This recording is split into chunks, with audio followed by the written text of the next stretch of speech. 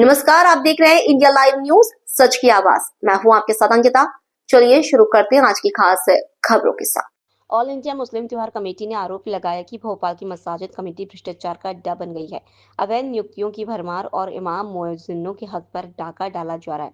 1949 में भोपाल रियासत भारत में विलय हो गई थी, जिसके बाद सभी संस्थान भारत सरकार के अधीन संचालित किए जाने लगे। लेकिन भोपाल कस्यात आज भी भोपाल रियासत के अनुसार चल रही है।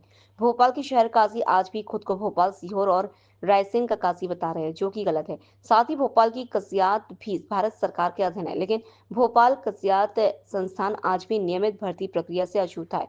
यहाँ आज भी भर्ती नियमित रूप से नहीं की जा रही है, जिसके चलते भर्ती मनमाने रूप से चल रही है। हो सकता है कि भर्ती के नाम पर लोगों से मोटी रकम वसूली जा रही है।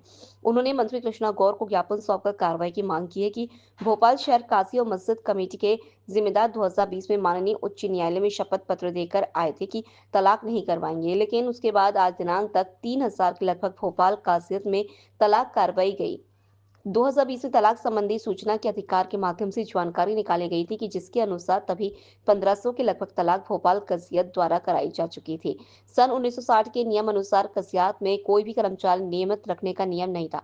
फर्जी गजट नोटिफिकेशन है, जो कि कांग्रेस सरकार जब अल्पमत में थी उस समय का है, जिसमें कस्यात में कुछ पदों को नियमित करने का नोटिफिकेशन पारित किया गया है, जिससे कुछ कर्मचारी 5वें और 7वें वेतन का फायदा ले रहे हैं। जबकि सूचना के अधिकार अंतर्गत जानकारी निकालने पर यह जानकारी मिली है कि शासन द्वारा विधानसभा में इस प्रकार का कोई कानून पारित नहीं हुआ है। 3 करोड़ 88 लाख रुपए अनुदान के रूप में शासन द्वारा संस्थान को दिए जाती है।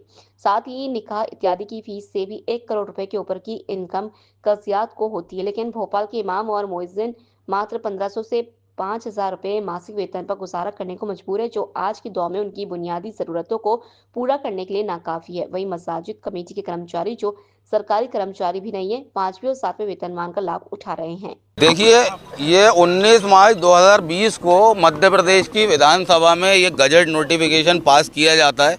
अब ये सत्य है या झूठ है, इसकी जांच तो सरकार का काम है करना।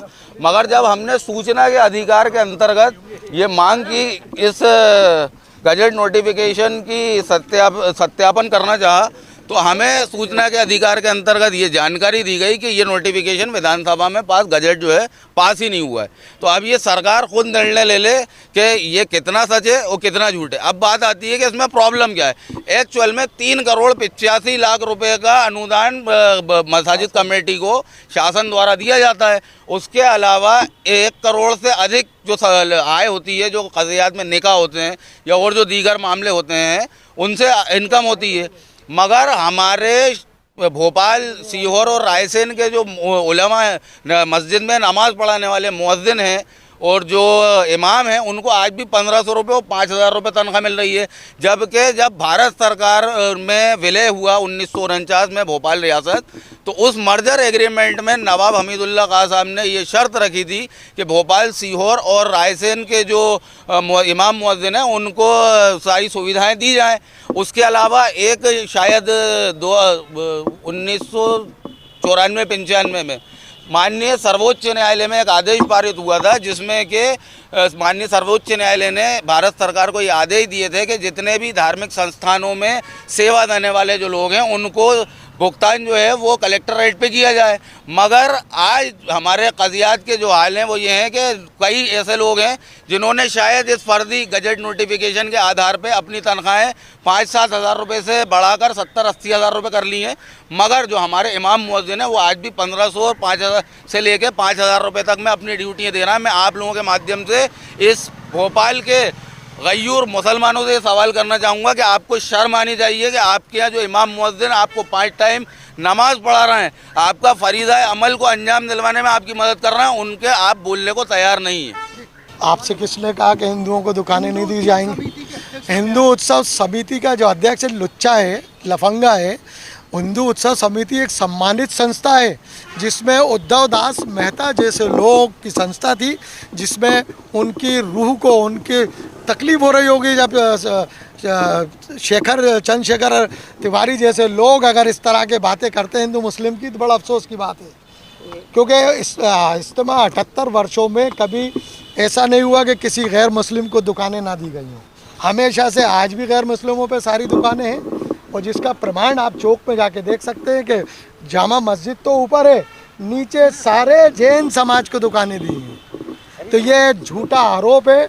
और जिस तरह की ये हिंदू मुस्लिम का कार्ड भोपाल में हमारी गंगा जमुना तहजीब राजनीति करके ख़राब करना जो चाहते हैं, बिगाड़ना चाहते हैं स्वास्थ्यपूर्ण वातावरण को, उनको मेरी नसीहत है कि 4 दिन के लिए इज्तिमा का आइए, चाहे वो चंद्रशेखर तिवारी जी हो या बागेश्वर धाम जी हो या शास्त्री जी हो या रामेश्वर जी हो, इनको ज़रूर 4 दिन के लिए इज्तिमा का आना चाहिए। वहाँ तकरीर सुनना चाहिए कि सारा तमाम दुनिया से जो जमातें आती हैं वो क्यों आती हैं, क्या संदेश देते हैं। यहाँ हम पूरे मुल्क के लिए दुआ की जाती है, हम हिंदू मुस्लिम का कोई संदेश नहीं देते। बहुत ये बड़ा फर्जीवाड़ा है। मुल्क हमारा जब 1947 में हमारा मुल्क आज़ाद हो गया था, आज़ादी के बाद मध्य प्रदेश कानून लागू हुआ, गजट नोटिफिकेशन जारी हुआ और उसके बाद इसको सम्मिलित कर दिया, विलीनीकरण आंदोलन भी चला। लेकिन कुछ मुस्लिम इदारों को आज तक ये गलतफहमी है कि हम नवाबी दौर में जी रहे हैं। जैसे कज़ियात में रियासत के काजी लिखते हैं, अब रियासत कहाँ रही। उस सरकार ने अभी तक भर्ती अधिनियम मुस्लिम इदारों पे क्यों लागू नहीं किया। अगर आज भर्ती इदारों पे भर्ती नियम लागू होता तो रिटायरमेंट भी होता और नए लोगों को वहाँ नौकरी भी मिलती, वो सब चलता। लेकिन भ्रष्टाचार की वजह से उसको आज तक विलीनीकरण आंदोलन के बाद भी अभी तक उसको शामिल नहीं किया गया है।